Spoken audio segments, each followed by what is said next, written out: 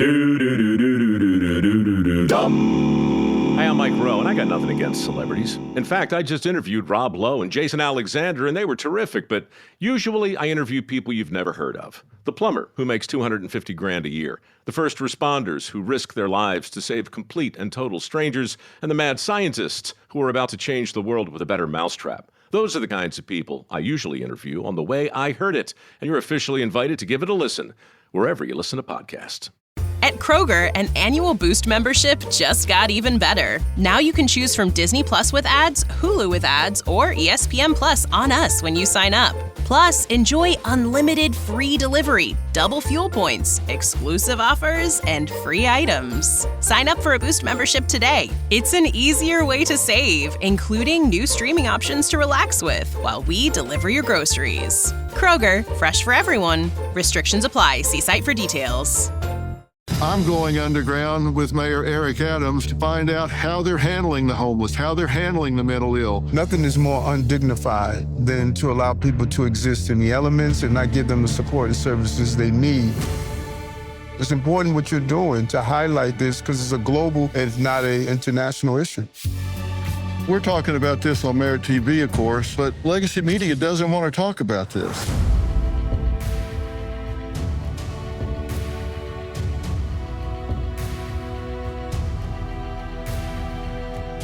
One thing everybody knows about New York is it has one of the biggest subway systems in the world.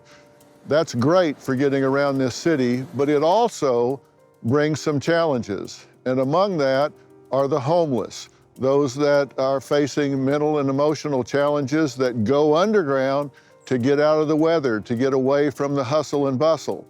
So I'm going underground with Mayor Eric Adams to see what they're doing with some of the psychiatric mobile response teams and find out how they're handling the homeless, how they're handling the mentally ill, and what happens when they involuntarily remove someone to protect them from themselves. So come along, because we're going to go underground and see what's happening beneath New York City. In February 2022, 7,800 New Yorkers have been connected to shelter, with over 640 in permanent affordable housing. Our outreach teams work around the clock to get these New Yorkers the help they need and the help they deserve.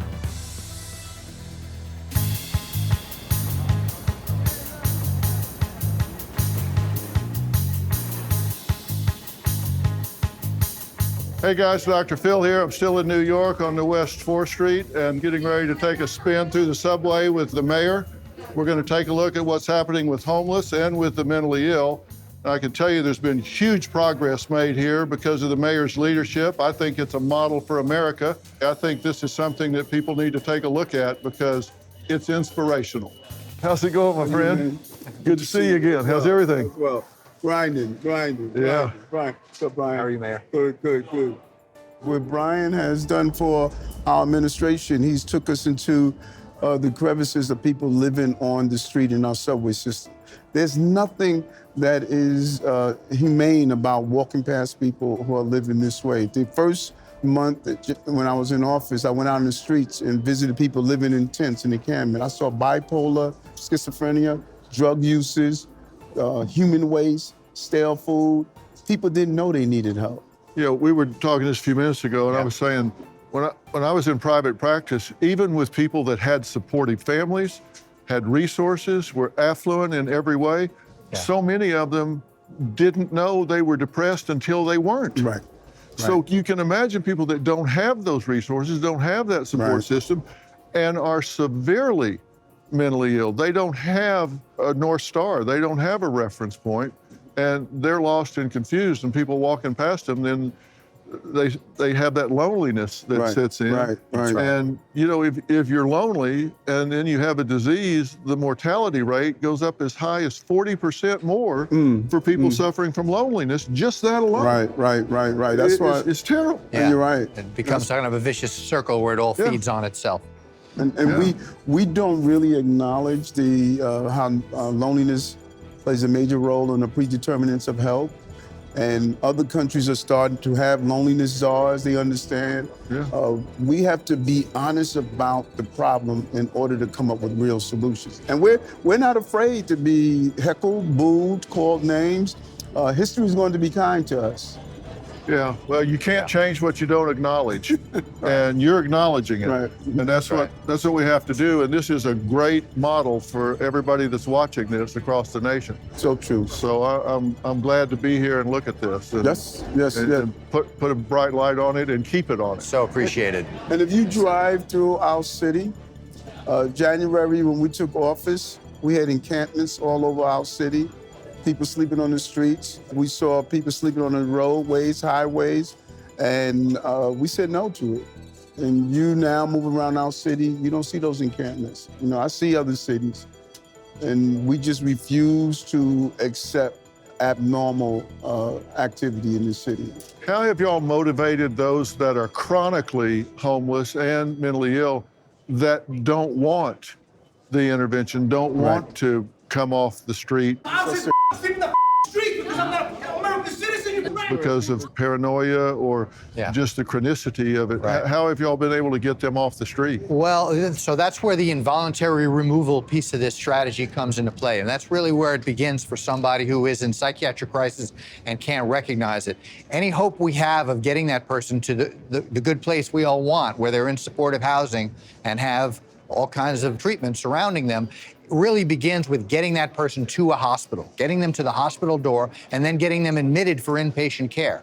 And you know that it's not always pretty, right? Sometimes people are extremely resistant, and it could be a bit of a scene to actually get someone physically into an ambulance and there.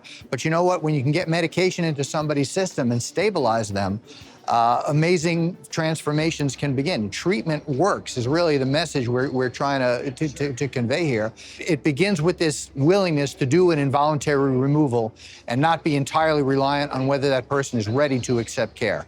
Because that's a place a lot of people just can't get to. Well, that's what I wanted to talk about because sometimes it may seem like something is being forced on somebody, but that may be the fact. But I've seen homeless people that have a foot or a limb that is days from going gangrene. And if you don't force them into treatment, they'll die. So it may be ugly, but you've got to do it to save them. And 30 days later, they will say, oh my God, thank you. Without a doubt. Thank you, because the fog lifts, and then they say, you saved me from myself. It wasn't the environment, you saved me from myself. And sometimes it's hard to make that decision, but you got to make it for them until they can make it for themselves. And the earlier we respond, the more likelihood that they will accept and work through the treatment. We were out yesterday and we saw someone who had no shoes on. It wasn't to the point that his body was experiencing, some real medical issues. But if you ignore that person, it's only a matter of time. So that impacts health costs. That same person could push someone to the subway station. That impacts his public safety. So the fact that we're not responding early enough and being clear in our message, we don't know the long-term impact of what we're experiencing. We don't wait till the foot is gangrene. That's right. Right. And we were talking earlier, so many people don't understand the neurological components of things that are diagnosed as psychological disorders.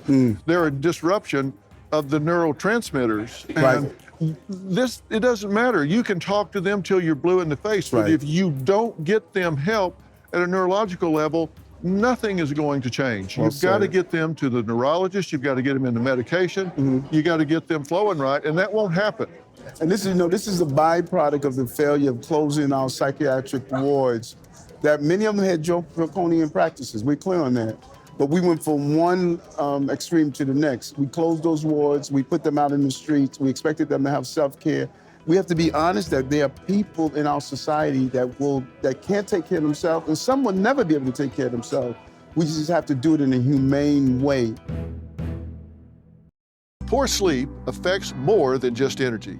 It impacts focus, mood, and overall health. If you've struggled with falling asleep or staying asleep or found other sleep aids ineffective, Beam's Dream Powder could be your solution. Dream Powder is a healthy, science-backed hot cocoa for better sleep made with natural ingredients like reishi, magnesium, L-theanine, apigenin, and melatonin to help you fall asleep faster, stay asleep longer, and wake up refreshed. Unlike other sleep aids, Dream doesn't cause next-day grogginess. It's delicious, guilt-free, and available in flavors like sea salt caramel, brownie batter, and cinnamon cocoa with just 15 calories and 0 grams of sugar per serving. If you want to try Beam's best-selling Dream Powder, get up to 40% off for a limited time when you go to shopbeam.com/Dr. Phil and use code Dr. Phil at checkout. That's shopbeam.com/Dr. Phil and use code Dr. Phil for up to 40% off. If you're worried about IRS collection tactics, you don't have to face them alone. Tax Network USA is here to help. Tax Network USA is the nation's premier tax relief firm and has negotiated over $1 billion in tax relief for clients. Our services include penalty forgiveness, hardship programs where you might not have to repay anything until your tax debt expires, and offer in compromise solutions for lump sum settlements. Whether you owe $10,000 or $10 million, our experts are ready to assist you. Even if you're behind on taxes due to missing personal or business records, Tax Network USA can guide you through the process. Tax season is long over, and for the IRS, that means it's collection season. To schedule complimentary consultation, call 1-800-958-1000 or visit tnusa.com/Dr. Phil. Don't let the IRS's aggressive tactics control your life. Take charge of your financial future. Visit tnusa.com/Dr. Phil today. The success of our city has been overshadowed by random acts of violence, and many of them associated with those with severe mental health illness. We need to have stronger laws that allow what's called involuntary removal. People who are in danger to themselves and in danger to others, we need to be able to take the action to involuntarily move them off the streets. What has moved you to be so passionate about this, Mayor? I was a transit cop. I was in the system. I rode these trains. And I would see a person who started out like we saw yesterday, Brian, a person who started out that, maybe he had shoes on, then eventually didn't have shoes on. And I watched that decline. And I knew that you can't just hope this to go away. You have to have a response. And I saw those people do terrible things to themselves and terrible things to others. And, it broke my heart when I go and see what they call the space case, where someone was strapped to the subway track. And just watching how, if you don't correct the problem, it's going to continue to erode over and over again. And we can't be afraid to acknowledge the reality that some people will never be able to live on their own. So we need to be there for them in a real way. Isn't that a real measure of society? I've always said, you could measure the morality of a society by how people take care of their young, their elderly, and those who can't take care of themselves. Well said, well said. I mean, that's a measure of society. And we stopped taking care of those who can't take care of themselves. We honestly felt, let's act like it doesn't exist. Yeah. Let's just turn our heads. And, we took a lot of criticism when this administration and when Brian was talking about some of the things we need to do. People told us, don't do it. You'll never win this fight, Eric. And it's political suicide. Well, it's easy to say, these are just lazy people. These are bums. They've been called hobos. They've been called everything across the years. But when you start breaking it down and you see what percentage of these people are incapacitated. Right. And what it is that you have those these are family members. And you would speak to family members who would see their loved ones' lives are spiraling in a negative direction, and they don't know where to go for help. Yeah. And so many of the people who you will meet in a station like this have somebody somewhere lying awake at night, some brother, some mother, who's never stopped worrying about them. And I've worked with some of these people and tracked their families down to try to reunite them, and realized I understand why they're not at home. Right. They ran away from violence. They ran away from abuse. They ran away from sexual molestation and incest. but there's got to be somewhere else besides freezing on the street. Right, right. I thought, we'll get these people back home, and I went, oh, no, they don't all need to go back Right. home, but they got to have somewhere. Right. And look at Jordan, the young man. He went through our system over and over again. I miss my son. My son didn't have to go through this. I didn't have to go through this either. It hurts. Really, really hurts. What are we gonna do, people? What's gonna happen to us now? I had enough of this. The system is rigged. Mm-hmm. Come on, people. Let's do something about this. And you hear people now who are his family members saying it was wrong what happened to him, but it was wrong that, we didn't save him. And we all have an obligation to do that. Yeah. Yeah, because they're going to go out and put themselves in a situation where somebody's going to take action. Right. And to save others. We've all probably been in a situation where we've been on a subway and someone is acting irrational and potentially even dangerous. And then we're all thinking to ourselves, oh, what should I do something? So I understand the fascination with this case, because again, for those of us that have ridden the subways in New York City, where there's a lot of mentally ill people hanging out in the subways these days, we all have to think about things like this. He decided to take actions, and the question is, was he overzealous in the action that he took? I don't think he meant to kill him. There's no right answer to this. No, it's not. No, it's not. No, it's not. Yeah, very difficult. This is Sergeant Newman. Are we finding folks are riding the trains also now, Sergeant? Yes, we are. Yes, we are. There is a couple of people that will be riding the trains, and what they do is they go to point A and point B just to keep warm. This was my, when I was a transit cop, these were my stations, I rode these trains, I did midnights doing it, and it was a different time. 1984, a lot of violence, graffiti, there was a whole feeling of disorder. Just a total feeling that people just threw up their head. They just decided to just give up. And so, but we were consistent about it. And we were out here every night and stayed committed. What's been the most effective thing? You've lowered crime Yes. on the subways so much and so consistently. What's been the biggest weapon? I know you've increased police presence. Is it the removal of those that need help and care? What's been the most effective thing across time? A combination. Number one, I had a real partner in Albany with Governor Hochul, who understood how important it was in our transit system. This is the lifeblood of our economy because it's a great equalizer. Right. You could have the Wall Streeter with the waiter riding side by side. And so we knew it was important that not only should people be safe, they must feel safe.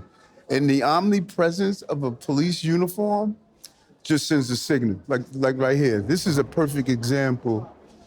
Sergeant, explain what happens here in the county. So right now, I have a DHS worker and a clinician from DHS. They're going to assess the guy, see if he needs an assistance.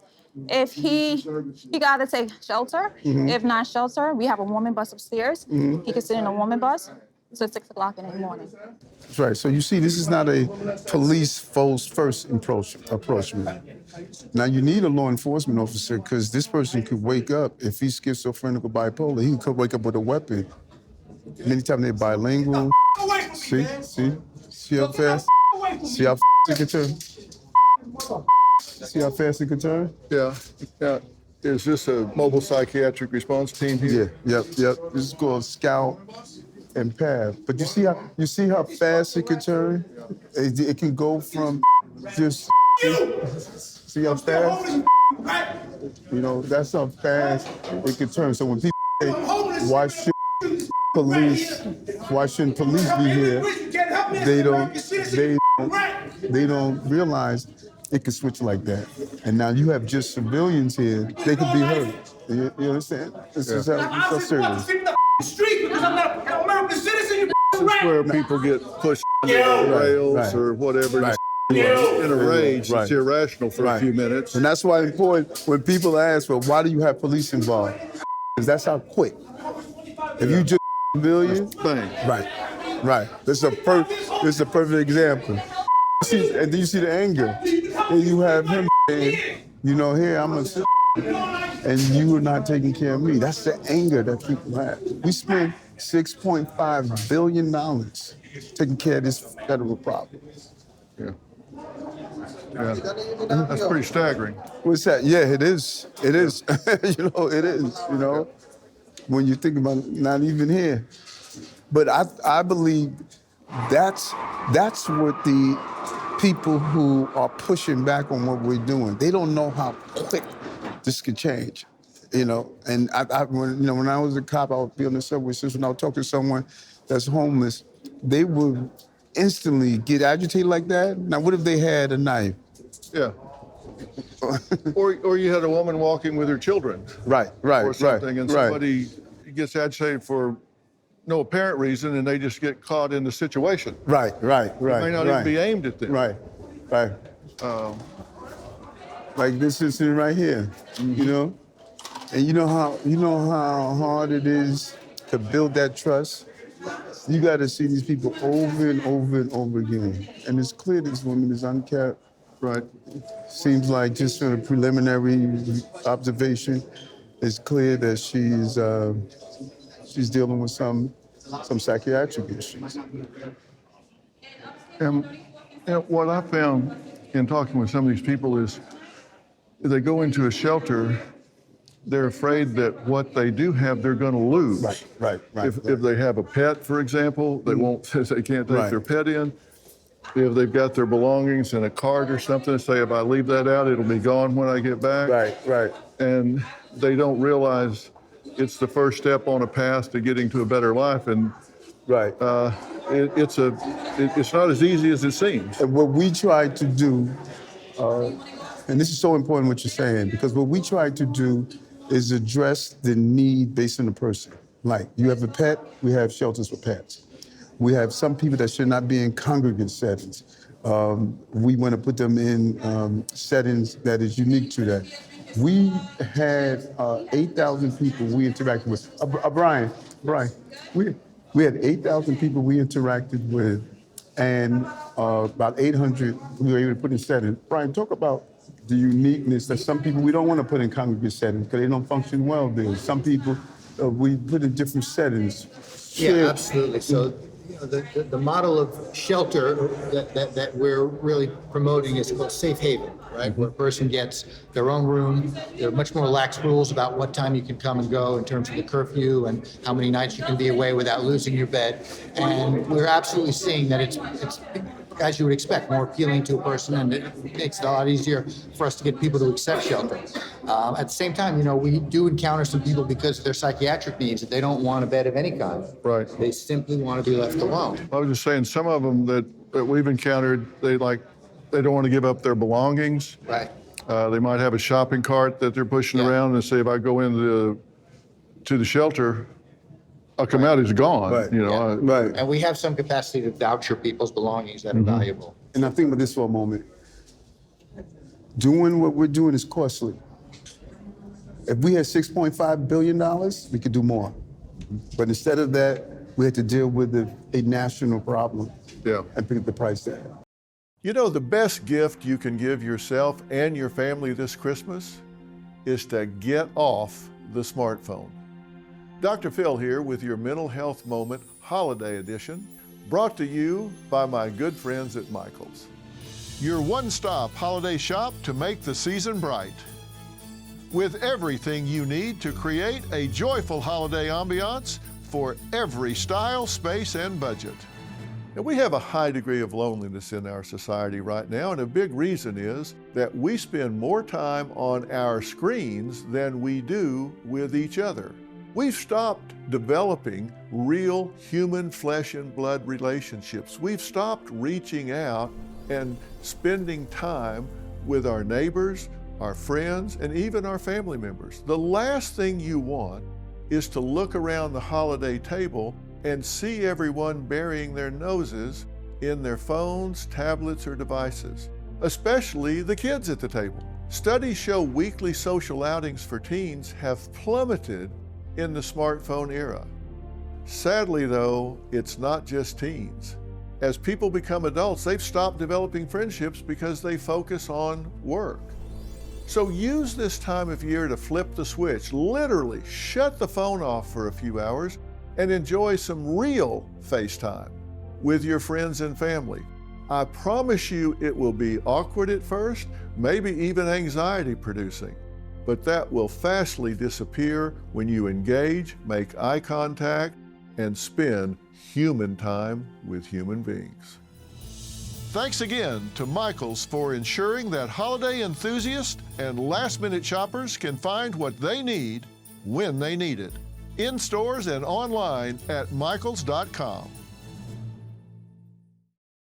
We keep going back to the city was, we lost valuable money and resources that could have helped us to do the things that were on the ground. And where did that money go? Where did that support go? Dealing with managing 220,000 migrants and asylum seekers. And that's cost, what, $5 billion over 2 years? $6.5 billion. Over a 2-year period? Over the last fiscal analysis that we did recently. $6.5 billion. Right. In the roughly 2-year period. Is that because of being a sanctuary city? No, it's because no matter coming here, we here in this city, you're required to give shelter. People mix up the sanctuary city with the migrants and asylum seekers. Sanctuary city says in New York that if you come here, you can get the goods and services you want.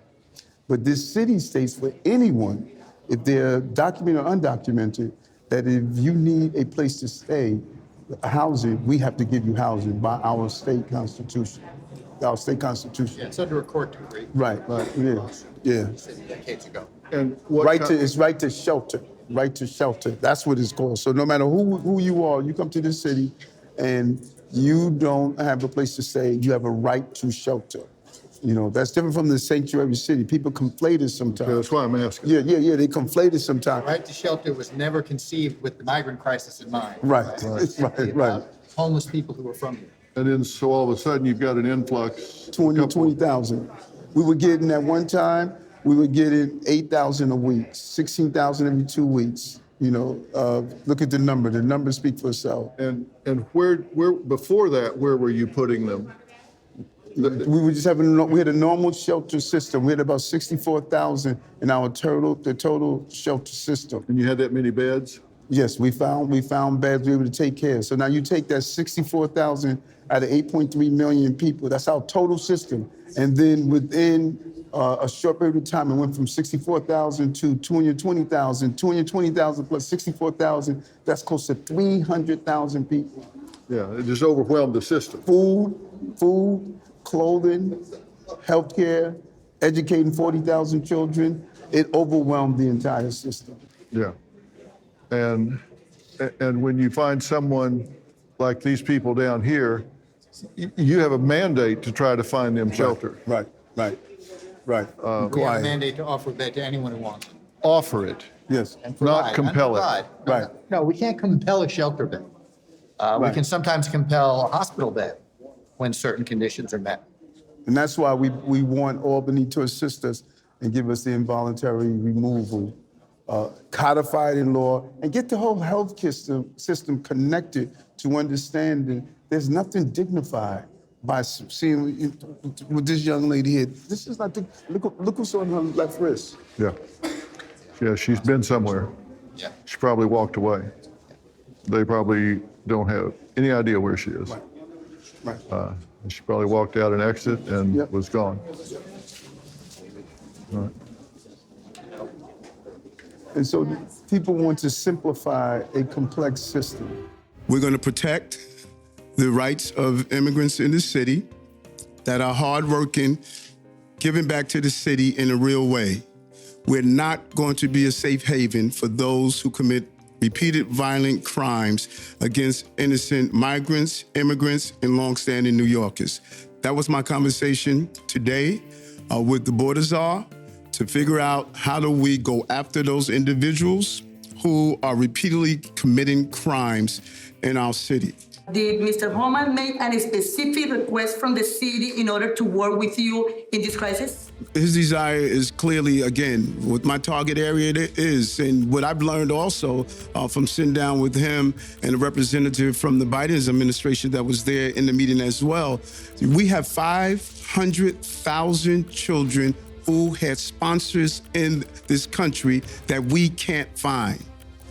We can't find them. We don't know if they're doing child labor. We don't know if they're doing sex crimes. We don't know if they're being exploited. 500,000 children. There's a level of hypocrisy that everyone that states they want to protect everyone but innocent individuals who are victims of crimes and children. I want to support and protect children and innocent people that are victims of crime. And those who don't understand that, it's not up to me to try to convince them. I know what my job is, my goal is, and I was clear of that while running and when I became mayor. Tom Homan, thank you for sitting down with me. You had a meeting today with New York City Mayor Eric Adams today. Thank you for talking to us about that. And thank you for making it possible. I think you had a lot to do with it, so thank you, sir. You met with him today. How'd the meeting go?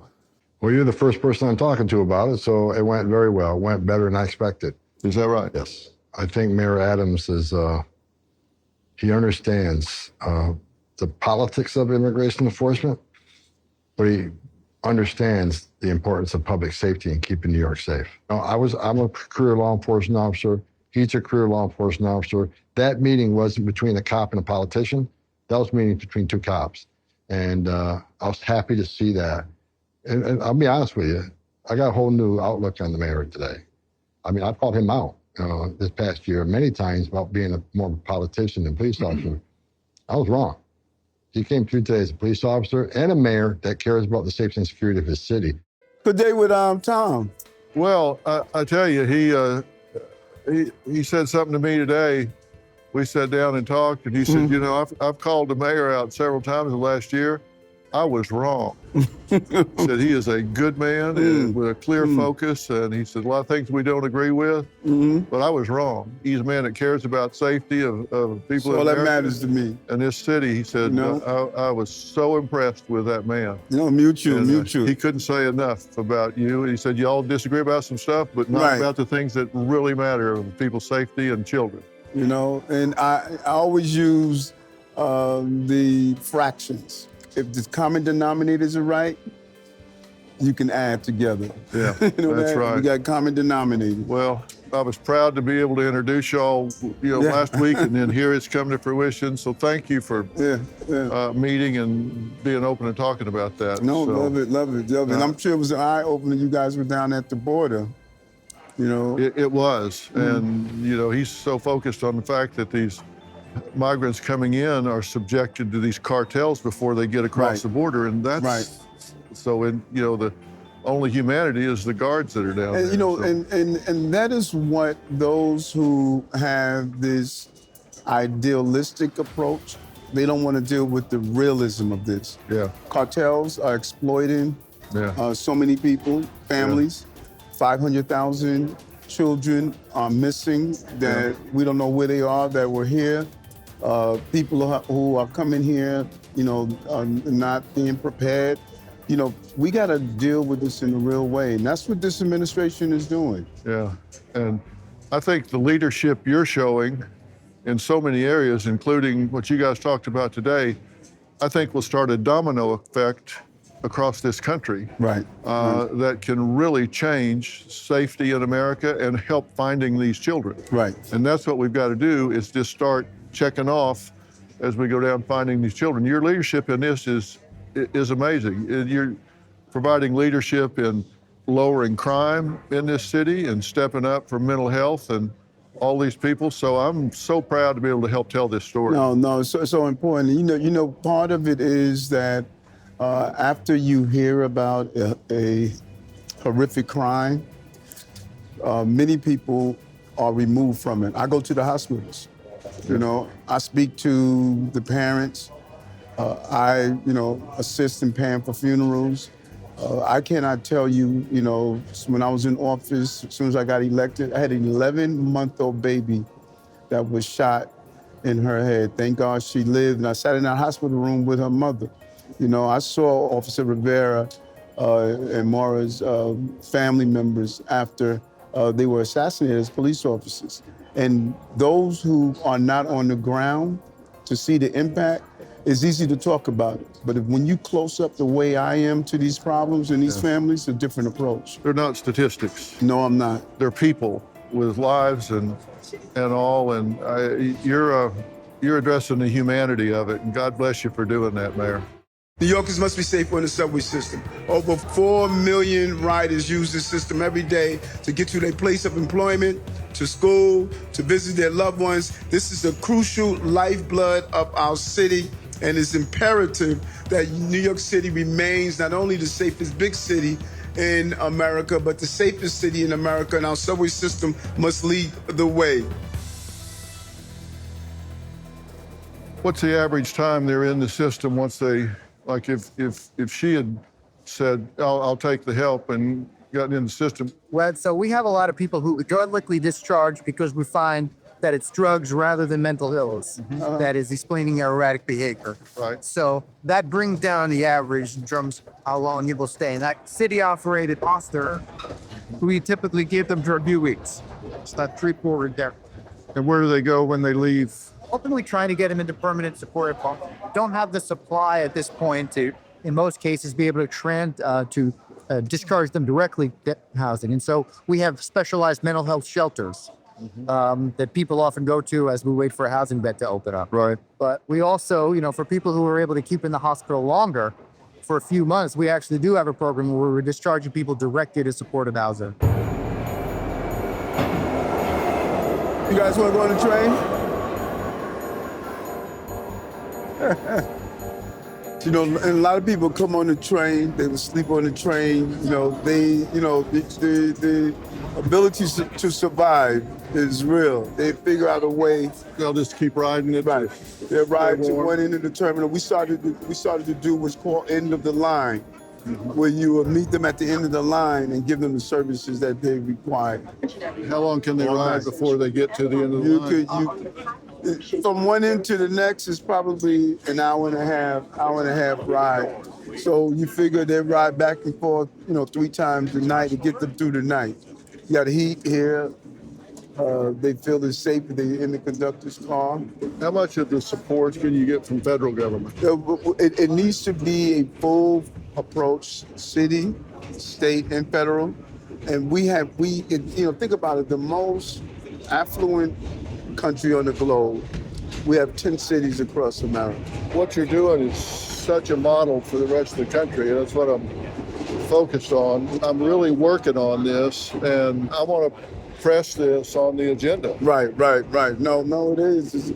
And the first order of business is we have to stop surrendering. We surrendered in this country. When you look at what's going on in San Francisco, Los Angeles, out of control. You can't surrender. You have to identify the problem, and you have to be willing to face it. And the most important thing, you got to ignore the noise from the numerical minority. They are not speaking on behalf of what the American people want. They organize these legacy medias, outlets. They're not speaking on behalf of the American people. No, they're not.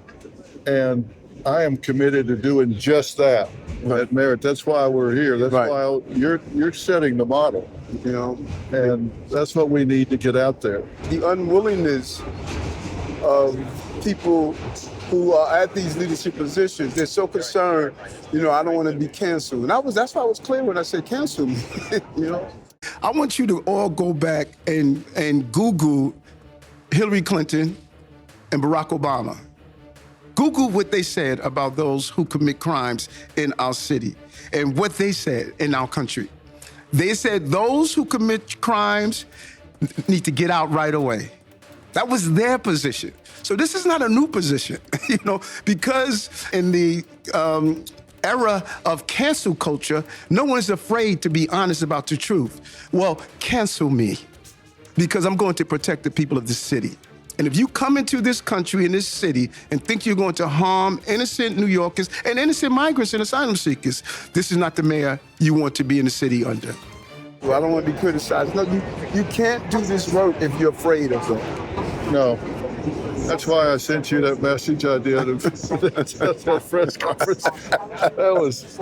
That's master class. That was great. And you using your platform to highlight, where we ought to be going. This is perfect timing for all of us. The right leader, I feel I have the partner now in Washington instead of feeling like I was alone. Yeah. That's the key. Well, I think you do.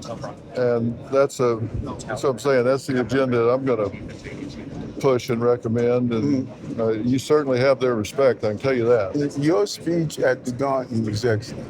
Thank you. And I've got a question for all of us. Have we lost our minds? We have the First Amendment in America where our government has said we will pass no laws to infringe on our freedoms for religion and speech. So that's the law, but we're muzzling each other. What is going on? We have a law that protects free speech, so we start taking it away from each other? And that was not an easy crowd to give them some good, solid, talking points, but you had them. A lot of people were yelling bumper stickers, one right after the other, and I said, I don't agree with everything that he says it does. Right. But I'm here to talk about don't be afraid to stand up for what you believe. Right. And push back against the bullies. Right. And that's what they are. We allow a small number of bullies to intimidate us, to scare us. Well, I call it the tyranny of the fringe. I like that. I like that a lot. Is this where we're getting off? Yes, 14th Street. This is another station that is well known because it goes across from one end to the next. And you'll get a homeless issue here as well. So see, like look. This is right here. Look at this look at this guy here. Look at his foot. Look at his foot. Yeah. That's gonna lead to an amputee. Now remember, a lot of people down here don't get proper health care. Some of them are diabetics, some of them have heart disease, a lot of chronic conditions. And they're down here, it's gonna lead to amputees, it's gonna lead to other major and nobody knows, nobody pays any attention to it. Right. But we're talking about this on Merit TV, of course, but the legacy media doesn't want to talk about this. It's not popular. And people ignore the problem, can solve the problem, instead of let's acknowledge the problem and come up with a solution. And they fail to talk about it. In fact, they demonize those who are saying this is wrong.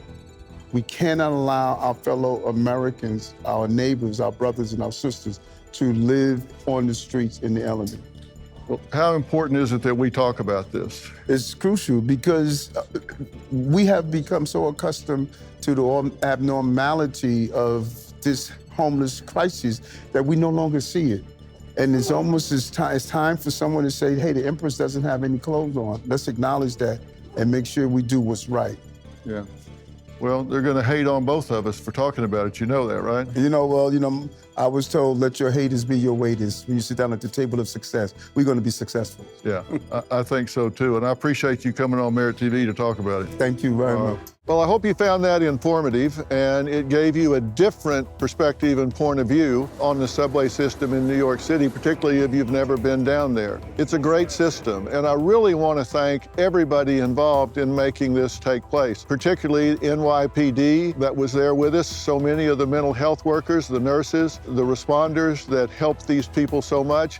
They're down there when everybody else is home sleeping, everyone else is home safe, and they are dedicated people that put themselves on the front lines to take care of those that, frankly, can't take care of themselves. So thanks to everyone that made that happen, and a special thanks to Mayor Eric Adams for getting out late at night, because we started about 11 p.m. and wrapped up about 1:30 a.m. So thanks to the mayor, all of his team, and all the responders in NYPD. Even through the trials trials and tribulations.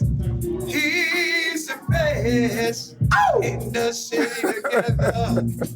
Yeah, she's the best. Yeah. Keep on, keep on, keep on, keep on. I've been here 20 years, singing to the people, making them feel good. So keep on, cause you are New Yorkers, and we are New Yorkers, we are the best. Yeah, yeah, yeah, yeah, yeah. My brother.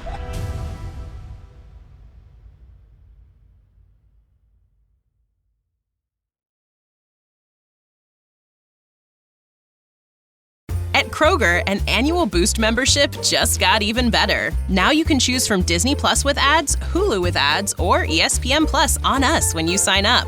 Plus, enjoy unlimited free delivery, double fuel points, exclusive offers, and free items. Sign up for a Boost membership today. It's an easier way to save, including new streaming options to relax with while we deliver your groceries. Kroger, fresh for everyone. Restrictions apply. See site for details.